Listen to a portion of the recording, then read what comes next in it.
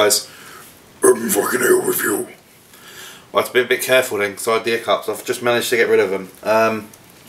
Okay, so I'm going to be reviewing a beer from the Cotleigh Brewery, which is based in the southwest, Somerset, which is where my mate Elvis is from, who does Somerset Royal reviews.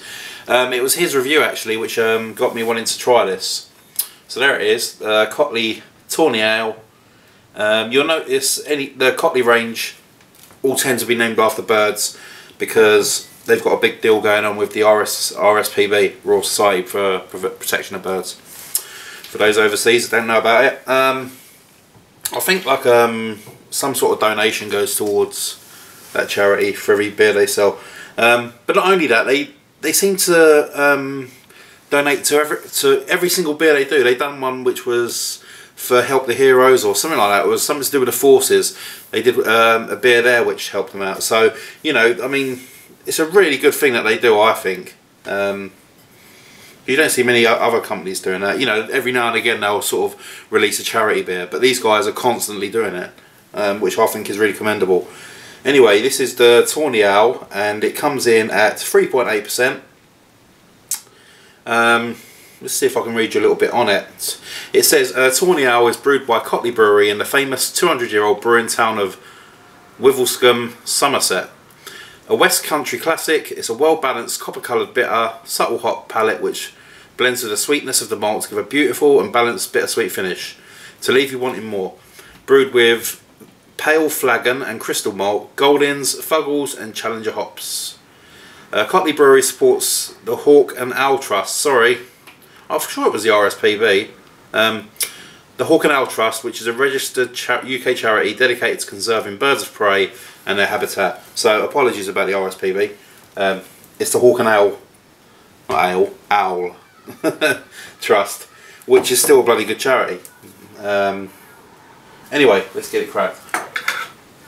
I'm quite excited about this one because my mate Elvis went mental over it.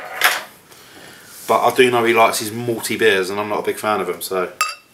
But we'll see how it goes. Yeah, they've got quite a big range. I've been speaking to Steve from Cotleigh, I think he's their head brewer, in regards to trying to get hold of their entire range. Because they really have got a lot and they're quite hard to get. Right, so there you have it. It's a nice sort of ambery colour. Not too much of a head on it, as you can see. Looking like just like a nice bitter, really. So let's give it a nose. Yeah, I can tell what Elvis was saying straight away. There's some big fruity notes coming off of this one, almost like a forest fruit or something like that. Maybe like a blackberry, a little bit of gooseberry. Even getting like an apple core as well, right at the end. Not like that sort of infected apple sort of taste you can get with some home brews and stuff like that, but nothing like that. This is more like a fresh sort of apple.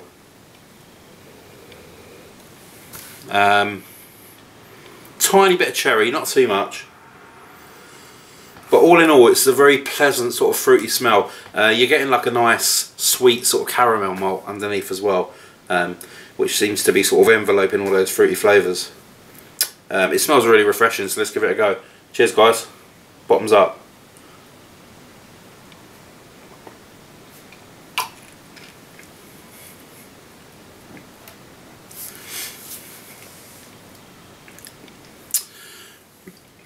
That's really nice, that is really nice.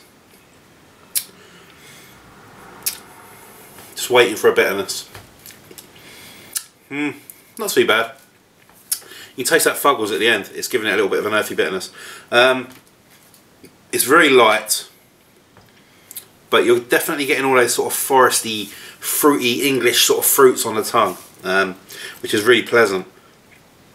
Nice sort of biscuity sweetness underneath it all. Very light body, sort of medium carbonation, so it goes down really, really easily.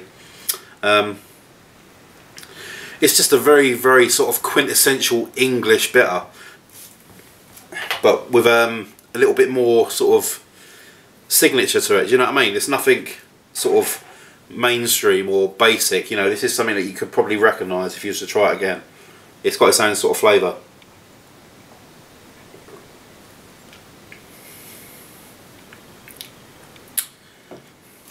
That is really, really pleasant. It's got some lovely floral notes in it as well. And that Fuggles, like I said at the end, it's not intrusive, because Fuggles can sometimes be a bit over the top.